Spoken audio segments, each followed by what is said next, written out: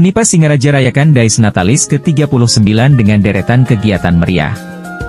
Universitas Panji Sakti Singaraja merayakan puncak perayaan Dies Natalis yang ke-39 dengan semarak yang luar biasa hari ini, Sabtu 27 April 2024. Kegiatan Jalan Sehat yang diikuti oleh seluruh sivitas akademika menjadi pembuka serangkaian acara yang diadakan sepanjang hari.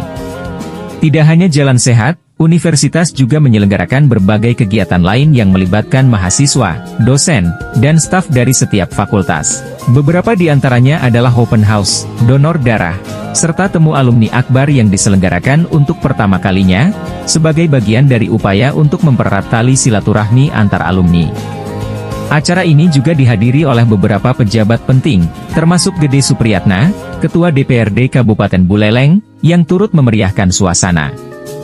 Kehadiran mereka menandakan dukungan yang kuat terhadap kegiatan akademis dan sosial di Unipas. Kegiatan puncak Dies Natalis ke-39 ini merupakan simbol dari komitmen berkelanjutan Unipas dalam menciptakan lingkungan akademik yang kondusif serta memperkuat jaringan sosial di dalam lingkungan universitas dan masyarakat sekitar. Perayaan ini diharapkan akan meningkatkan kolaborasi dan inovasi di antara seluruh anggota sivitas akademika di masa yang akan datang. Dari Universitas Panji Sakti Sarjana Tim Liputan Balijani melaporkan. Jelaskan terkait Dies Natalis kali ini bagaimana nih Pak? Terima kasih. Jadi ulang tahun kita sekarang yang ke-39 itu dari sisi usia kan tentu sangat sudah dewasa, tetapi dari sisi ini masih banyak PR yang harus kita kerjakan untuk perbaikan ke depan.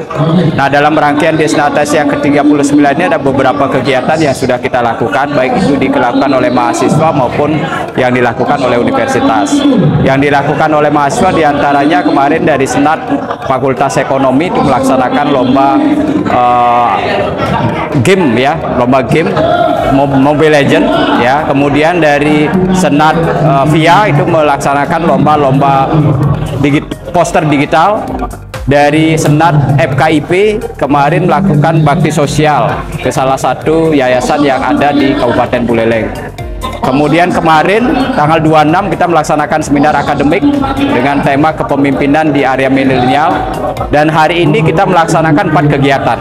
Yang pertama jalan santai, kemudian yang kedua temu alumni, open house yang kita tujukan kepada adik-adik siswa SMA, dan kegiatan sosial berupa donor darah.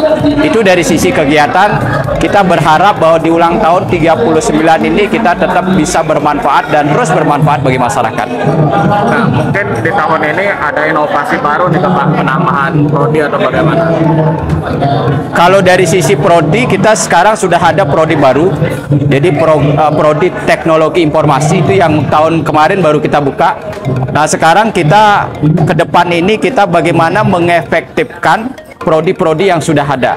Jadi ada 5 fakultas di kita, kemudian ada 6 prodi. 6 prodi itu diantaranya adalah prodi agroteknologi di Fakultas Pertanian dan Teknologi, kemudian prodi TI di Fakultas Pertanian dan Teknologi, kemudian prodi manajemen di Fakultas Ekonomi, prodi hukum di Fakultas Hukum, prodi administrasi publik di Fakultas Ilmu Administrasi, dan prodi BK di Fakultas Ilmu Pendidikan. Itu ada 6 fakultas dan 5 fakultas 6 prodi.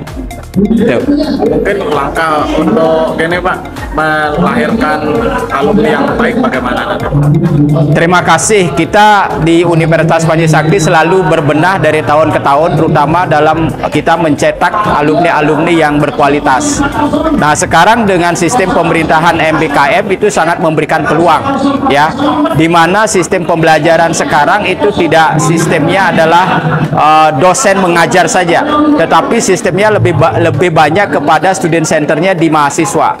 Jadi tugas daripada dosen dan tugas daripada perguruan tinggi adalah sebagai fasilitator, sebagai media untuk bagaimana calon mahasiswa itu mengikuti passionnya, mengikuti dia hobinya apa, mengikuti dia keinginan apa yang cocok dengan passionnya dia. Itulah yang kemudian kita ikutin gitu.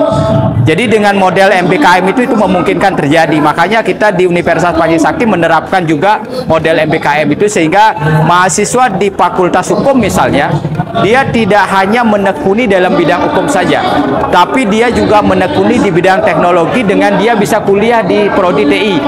Dia bisa menekuni bidang kewirausahaan dengan dia berkuliah di Fakultas Ekonomi. Dan begitu seterusnya.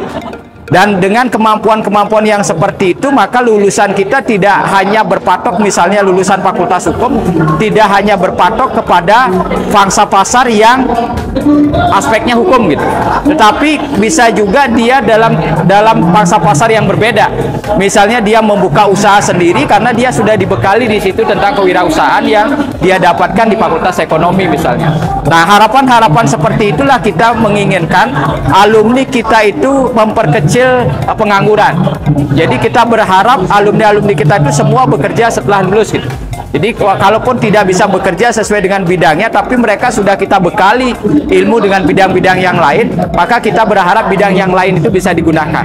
Dengan begitu maka kita berharap lulusan Panji Sakti tidak ada yang menganggur. Itu juga Pak. Tetapi dan juga Simulani ulang tahun Univas. Gimana Pak mengatur hubungan dengan masyarakat, terutama generasi Z? Kemarin kita sudah melaksanakan seminar itu, tujuannya adalah bagaimana menciptakan sivitas, terutama dosen ya. Kita kan harus pembinaannya harus ke dalam dulu ya. Bagaimana dosen-dosen, terutama dosen-dosen senior bisa memahami bahwa karakter masyarakat atau calon mahasiswa sekarang sudah mengalami perubahan gitu. Jadi mengalami perubahan dari yang dulunya dalam tanda kutip mungkin mudah diatur. Sekarang generasi milenial itu kan generasi yang dalam tanda kutip kebebasannya lebih banyak kan begitu. Jadi karena itu dosen-dosen harus memaklumi itu. Sehingga ketika dosen memaklumi kondisi calon mahasiswa masyarakat seperti itu, tentu kita akan lebih dekat dengan mahasiswa. Makanya kita mengenalkan, menanamkan kepada sivitas kita tentang moto kita yaitu sakti. Salah satunya adalah moto yang pertama senyuman. Jadi dengan kita memberikan senyuman kepada masyarakat, dengan kita memberikan senyuman kepada calon mahasiswa kita berharap ada kedekatan yang lebih bagus, yang lebih erat antara kita Universitas Panji Sakti atau lembaga dengan masyarakat secara umum. Dan saya melihat atensi masyarakat kita di Buleleng khususnya terkait dengan keberadaan Panji Sakti ini cukup besar, karena memang dari sisi sejarah kita adalah universitas yang paling tertua di Singaraja. Dan di samping itu kita membawa nama Panji Sakti karena kita adalah Yayasan Korpri Panji Sakti. Jadi kita adalah yayasan Pemda yang notabene itu adalah milik masyarakat Buleleng. Jadi sangat logis kalau kemudian kedekatan antara Univas dengan masyarakat Buleleng itu sangat dekat. Satu lagi Pak, mungkin kenapa memilih Pak Supit sebagai ketua alumni? Ya, kenapa memilih Pak Supit sebagai ketua alumni? Yang pertama, beliau memang alumni kita, gitu kan, itu patokan yang pertama. Kemudian yang kedua adalah beliau selaku wakil rakyat. Ya, selaku wakil rakyat yang duduk di DPR itu kan sekaligus mewakili masyarakat secara umum. Jadi harapan kita ketika kita memilih ketua alumni dari bagian dari masyarakat, maka kedekatan antara masyarakat dengan Universitas Panji Sakti itu akan lebih dekat gitu.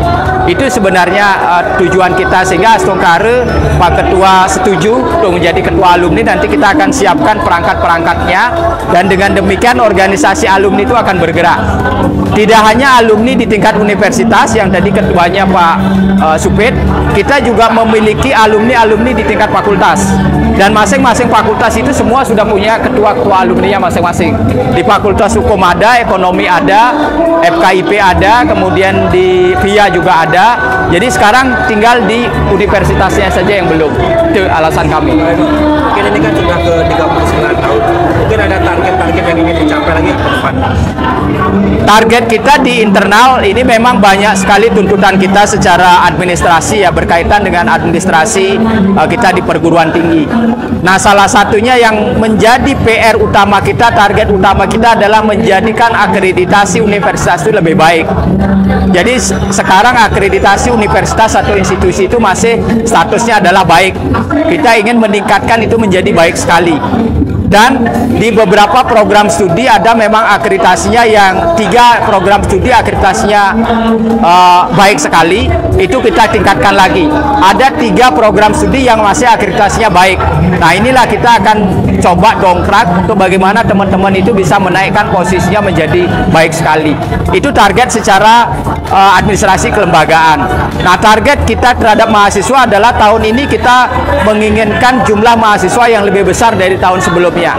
Jadi panitia Sipan Baru kita targetkan harus bisa memenuhi minimal 20% di atas penerimaan tahun sebelumnya. Itu target-target yang mudah-mudahan bisa tercapai di tahun ini.